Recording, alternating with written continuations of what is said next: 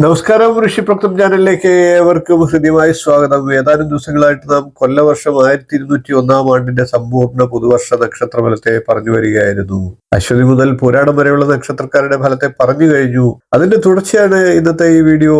ഇപ്പോൾ നമുക്ക് ഉത്രാട നക്ഷത്രക്കാരുടെ കൊല്ലവർഷം 1201 ആണ്ടിന്റെ സമ്പൂർണ്ണ പുതുവർഷ നക്ഷത്രഫലത്തെ പരിശോധിക്കാം. ആദ്യം നമുക്ക് ഉത്രാട നക്ഷത്രക്കാരുടെ പൊതു സ്വഭാവം ഒന്ന് പരിശോധിച്ചു പോകാം. ഹാസ്യപ്രിയോ വിനീതോ ബഹുമിത്ര ക്ലേശവാൻ കൃതജ്ഞശ്ച അടനോ ബലവാൻ സുഭഗോ വിനയ ദയാധർമ്മവാൻ സ്തതം വൈശ്യേ എന്നാണ്. അതായത് ഉത്രാട നക്ഷത്രത്തിൽ ജനിക്കുന്നവർ പരിഹാസത്തിലോ ഹാസ്യ രൂപത്തിലോ പ്രിയത്വവും സുശിക്ഷത്വവും ഉള്ളവരായിരിക്കും. കൂടാതെ വളരെ ക്ലേശങ്ങൾ ഉണ്ടാകുകയും ബന്ധുക്കൾ ഉണ്ടാകുകയും ഉപകാര സ്മരണയുള്ളവരായിട്ടും സഞ്ചാരികളായിട്ടും സൗന്ദര്യമുള്ളവരായിട്ടും ബലവാന്മാരായും വിനയമുള്ളവരായും ദയുള്ളവരായും ധർമ്മമാർഗത്തിൽ സഞ്ചരിക്കുന്നവരായും ഭവിക്കുമെന്നാണ്. ഇനി നമുക്ക് കൊല്ലവർഷം 1201 ആണ്ട് ഉത്രാട നക്ഷത്രക്കാർക്ക് എങ്ങനെ ഉണ്ടാകുമെന്ന് പരിശോധിക്കാം. ഉത്രാട നക്ഷത്രത്തിന്റെ 1-ാം പാദം ധനുക്കൂറിലും ബാക്കി 3 പാദങ്ങളും മകരക്കൂറിലുമായിട്ടാണ് വരുന്നത്. ധനുക്കൂറുകാരായിട്ടുള്ള ഉത്രാട നക്ഷത്രക്കാരെ സംബന്ധിച്ച് വ്യാഴത്തിന്റെ ആനുകൂല്യം കൂടുതലായിട്ട് ലഭിക്കുന്ന വർഷമാണ്. അഭീഷ്ടമായിട്ടുള്ള കാര്യങ്ങളൊക്കെ ഈ വർഷം കൂടുതലായിട്ട് നിറവേറ്റാൻ സാഹചര്യം ഉണ്ടാകുന്നതാണ്.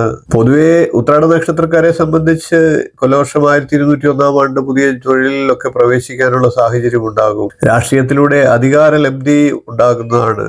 പാർട്ട്ണർഷിപ്പ് ബിസിനസ് ഒക്കെ ചെയ്യുന്നവർക്ക് ലാഭം വർദ്ധിക്കുന്ന സമയമാണ്. കാലത്തിന്റെ മാറ്റങ്ങളൊക്കെ മനസ്സിലാക്കിക്കൊണ്ട് സ്വയം മുന്നേറാനും മാറ്റങ്ങൾ ഉൾക്കൊണ്ട് പ്രവർത്തിക്കാനും ഒക്കെയുള്ള സാഹചര്യങ്ങളും മനസ്സും ഉത്രാട നക്ഷത്രക്കാർ പുതുവർഷത്തിൽ പ്രകടമാക്കുന്നതാണ്. ധനുക്കൂറുകാരായിട്ടുള്ള ഉത്രാട നക്ഷത്രക്കാരെ സംബന്ധിച്ച് കണ്ടകശനിക്കാലമാണ്. അതുകൊണ്ട് തന്നെ ചില തടസ്സങ്ങളൊക്കെ നേരിടാനും സാഹചര്യമുണ്ട്. എന്നാൽ മകരക്കൂറുകാർക്ക് ആ തടസ്സങ്ങൾ ഉണ്ടാകണമെന്നില്ല.